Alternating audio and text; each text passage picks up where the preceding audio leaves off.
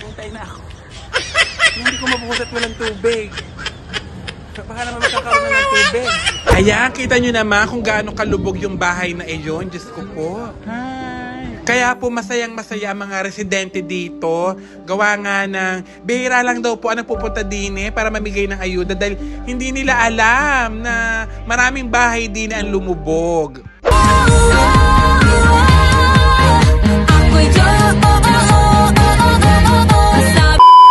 Hi everyone! Sorry po, hindi ako nakapag-update sa inyo nung dumating din ang bagyong Christine. Yes, opo. Ang Batangas po ngayon ay placed under the state of calamity, especially ho ang aming bayan ng Lemery. Grabe ho. Kaya naman na sobrang lakas ng bagyong ito. Parang sa buong buhay ko, parang isa po ito sa mga pinakamalakas na bagyong dumating dito sa ating bansa at saka sa amin din sa Batangas. Ilang araw ho kaming hindi nakatulog dahil parang ang bubong namin isasalim pa rin. At hanggang ngayon ho, October 27 wala pa rin kaming kuryente at wala pa rin ng signal at tubig kaya wala pa rin po kaming ligo. Hi guys! Papunta po ako ng Lemery ngayon sa aming bayan.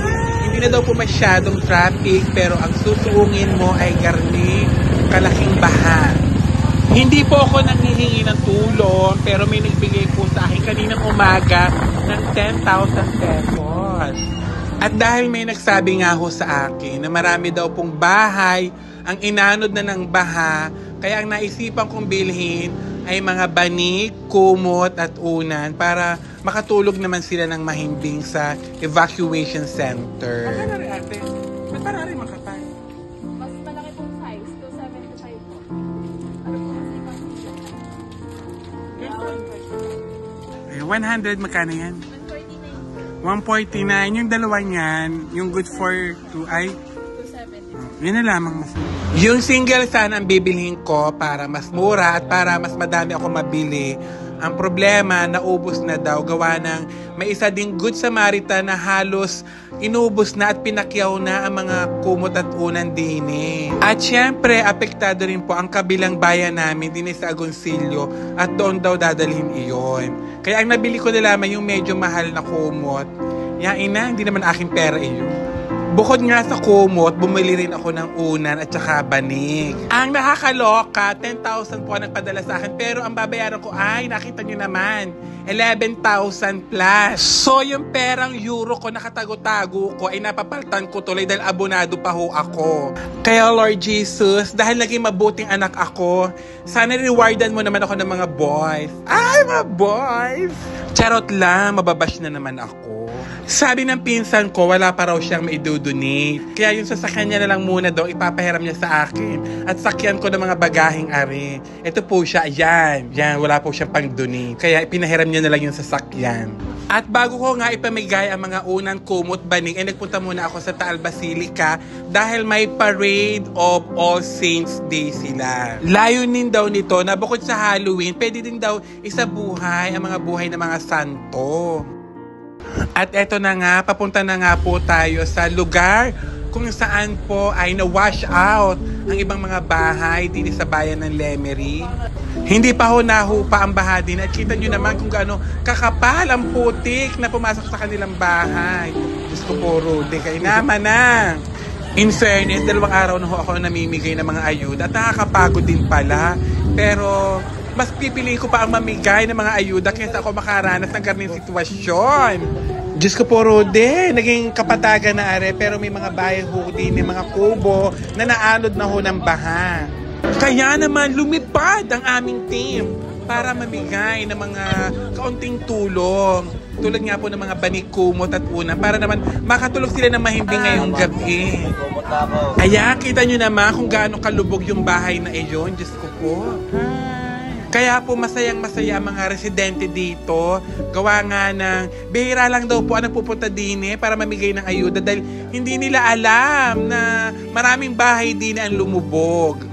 Diyos ko po, kawawa na ang tricycle na iyon. Natabunan na. Diyos ko po, kung ako hindi ko nakukunin iyon at pagbebenta ko na sa magbabakal. Baka naman may gusto magbigay ng badya di yan. Aba, nakakatuwa. Ang damit na rin ipinamigay ko at suot ni Kuya. Pambabae po yun, Kuya. At inabot na nga po ng gabi ang mga bakla sa pamimigay ng mga gaot-gutang are. Inabot na ho kami ng gabi, gawa nga ho ng hindi kaya ng sasakyan. Kaya ho nilakad na lang ho namin. Para maihatid ho sa mga kababayan natin ang kaunting biyayang are. Sa mga gusto po magbigay, mabenta po ang kumot. Kailangan nila dahil pagkakalamig daw ngayon. Na sana naman makatulong kami, na makatulog sila ng mahimbing ngayon. At muli po, maraming salamat po sa nagbigay po ng 10,000. Ayan, salamat po sa inyong tiwala. Noong papunta na ho kami sa lugar din, ang dami pong gustong humingi ng mga unan at kumot at banig. Pero hindi po namin nabigyan, gawa nga ng ang priority namin ay yung mga naanod ang bahay at yung mga walang kumot, walang unan dahil nadala-dala ng baha ang kanilang mga kagamitan. Kaya wala rin silang nadalang gamit papunta ng evacuation. Salamat po kay Kuya, isa ho siya sa mga konsihal din sa barangay na are na tumulong po sa amin para hindi po magka-doble-doble at baka ang iba ay wala at mabigyan po lahat ng mga unan. Napakaswerte ho na makakatanggap ng unang are dahil sa sarap ho ng tulog din sa sobrang himbing ay kinabukasan na po ang gising ninyo. At kapag binalot kayo ng kumot naming ibinigay, Diyos ko, sobrang himbing ng tulog ninyo, baka ang gising ninyo isa Pasko na. Once again po, ito po si Josa Poco. Maraming salamat po sa lahat po ng mga tumulong at mga nagdadasal para sa mga kababayan ko din sa Batangas. Sa aking mga kababayan, bangon Batangas! Marami na tayong pagsubok na kinaharap. Putok ng bulkan, pandemic, are pa kayang bagyong are.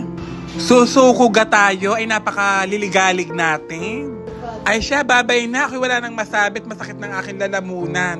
Ako'y inuubo na sa inyo, kaka-voice over. Bye-bye! Ay, Diyos ko purude. Inuubo na ang bakla, kaka-voice over. Bye! Ingat kayo lagi at huwag makakalimot magdasal.